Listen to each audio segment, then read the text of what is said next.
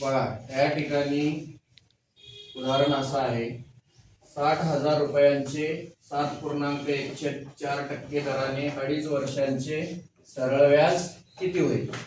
सरळ व्याज काढायचं आहे आपल्याला. सरळ व्याजाचं सूत्र माहिती आहे. काय सूत्र आहे सांग? सरळ व्याज बरोबर सरळ व्याज बरोबर म गुणिले द भागिले 100 असं सूत्र आहे. याचा अर्थ आपल्याला म माहित पाहिजे, म्हणजेच मुद्दल माहित पाहिजे. मुद्दल उदाहरणामध्ये दिलेले आहे. काय आहे? 60,000 दिलेले आहे. 60,000 रुपये अशी मुद्दल आहे. त्यानंतर आपल्याला दर दिलेला आहे. दर किती आहे? 7.1/4. आता हे उदाहरण अतिशय महत्वाचं आहे, कारण अशा प्रकारचं उदाहरण परीक्षेला येऊ शकतं. हे जे 7.1/4% आहे ना, ह्याला आपण अंश आणि छेदामध्ये करून घ्यायचं आहे. हे मिश्र आहे, म्हणजे पूर्णांक युक्त अपूर्णांक आहे. त्याला अपूर्णांक मध्ये करायचं आहे. काय करणार?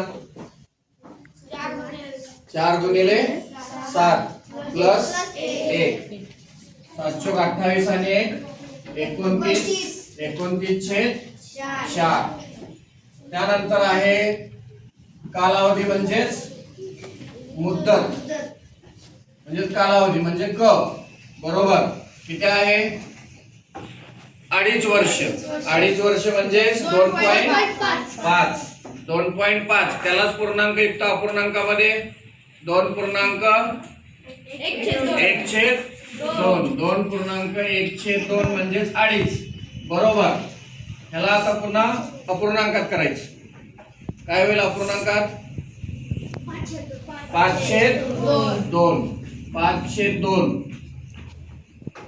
5/2.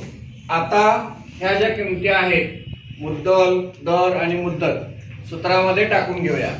बरोबर. मुद्दल किती आहे? 60,000.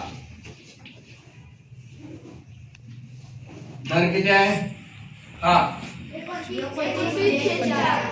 29/4. कालावधी 5/2. त्यांच्यामध्ये गुणाकाराचे चिन्ह द्यायचं आणि इथं 100 गुणिले तर बरोबर सव्याज. सरळ व्याज. आता आपण 0ला 0 कट करत असतो. हा 0ला 0 कट झाला, हा 0ला 0 कट झाला. 4 ने 600 ला भाग जाईल. काय येईल भागाकार? 4 × 1 = 4, 4 × 1 = 4, राहिले 2, 20 झाले. 4 × 5 = 20 आणि हा 0 150 राहिले. आता राहिलेलं तेवढं लिहून घ्यायचं. 150 गुणिले 29 गुणिले 5 भागिले 2. 2 ने 150 ला भाग जातो. 2 ने भाग दिले म्हणजेच काय? अर्ध करणे, निम्म करणे. 150 चं निम्म 150 पटकन बोला. 75 दिलं.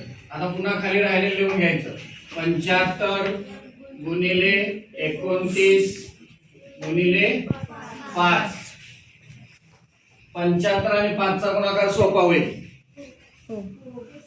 75 गुणिले 5 5 × 5 = 25. 5चे 2 7 × 5 = 35. 35 आणि 2 37. 375 गुणिले 29 असं आलं. तर व्याज व्याज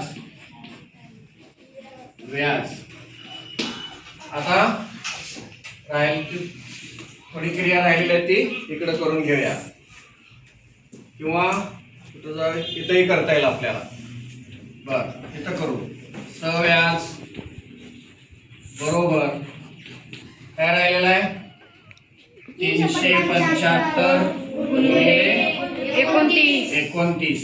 आता आपला 29 चा टेबल माहित पाहिजे. आपण 5वी स्कॉलरशिपला आहोत याचा अर्थ 30 पर्यंतचे टेबल माहित पाहिजे. मग आता डायरेक्ट गुणाकार करायचा 29 न. 29 गुणिले 5 किती येते 29 पाचा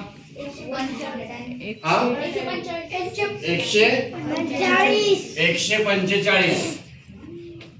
5 लिहिला 14.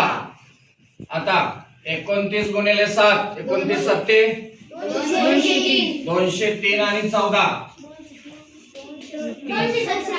217. 217चा 7 लिहायचा आणि हातचा आला 21. 29 त्रिक 87 आणि 21 हातचे 7 आणि 1 8 आणि 8 आणि 2 108. उत्तर आपलं काय आलेलं आहे